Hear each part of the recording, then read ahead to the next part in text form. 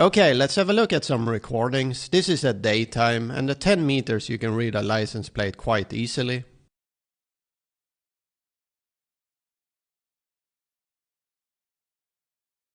The camera 355 degrees and tilted 90 degrees.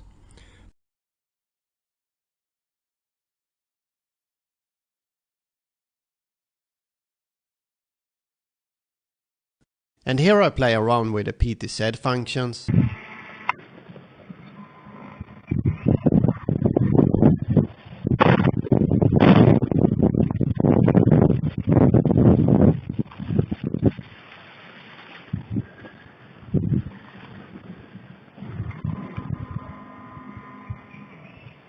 This is at nighttime with normal infrared, but it's not in complete darkness since there is a street light just across the street.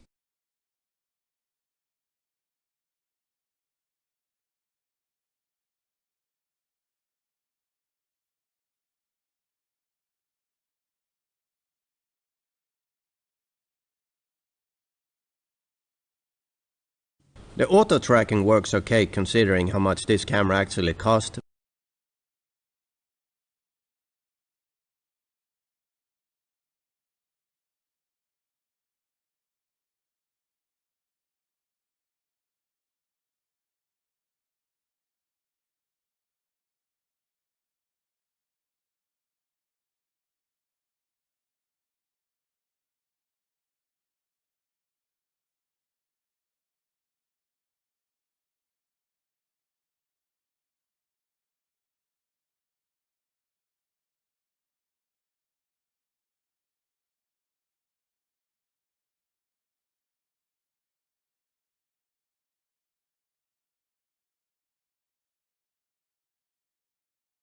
The camera uses an app called Cam High, which is an app I've tested before and it works okay.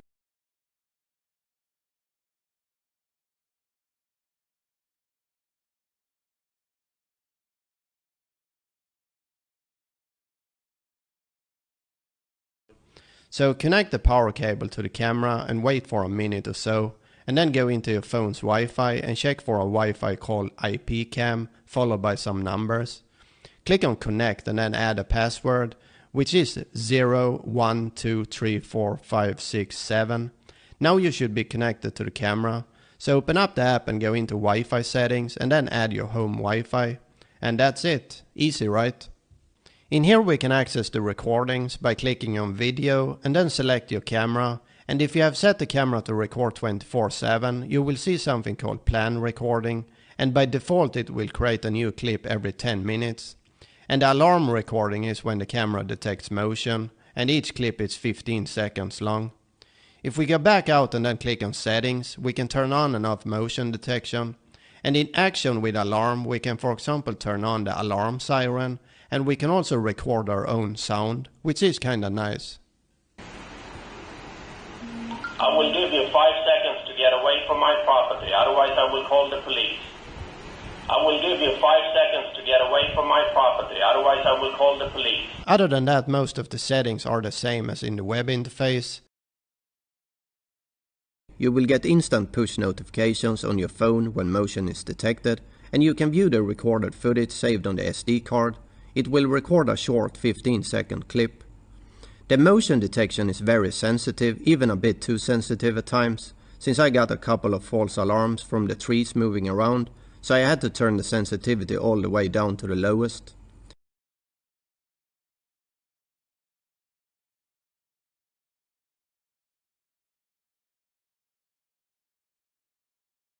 It does support UNVIF, so you can use this with any NVR or software that supports UNVIF. You can also access the camera through a web interface using your web browser, and to do that just insert the IP address of the camera that your router has assigned for it and log in.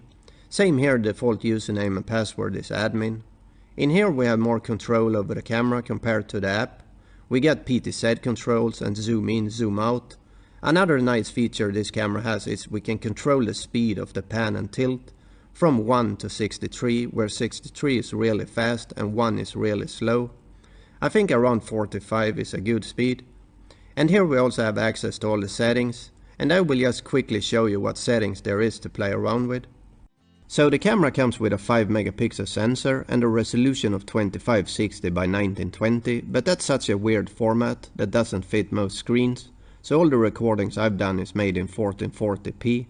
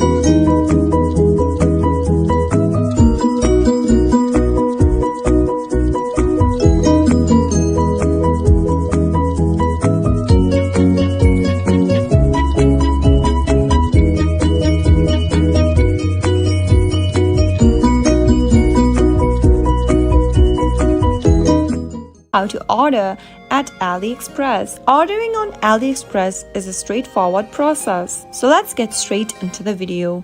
Launch open your AliExpress application. Also make sure that you're logged into your account. From the main homepage of AliExpress, you can search for the product with the help of the search box at the top. You can also browse through the product's categories displayed on the screen. Now, scroll through the product and find the one that you'd like to purchase. Tap on the product to purchase it, and then this will show you other information about the product.